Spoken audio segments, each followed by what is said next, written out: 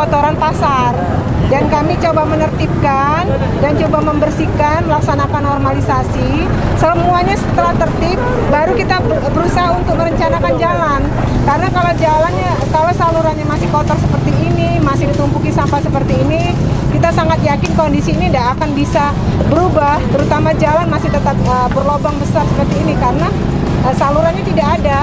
Pada saat hujan ya otomatis menggenangi jalan dan ini membuat infrastruktur rusak.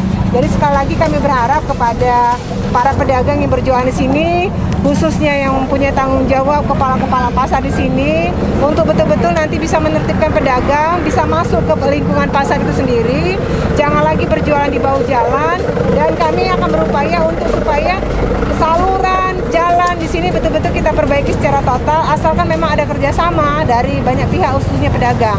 Saya sangat berkeyakinan kalau semuanya berjualan di dalam, itu pembeli juga ke dalam. Tapi kalau masih ada satu saja yang berjualan di luar, otomatis pembeli akan tetap di luar.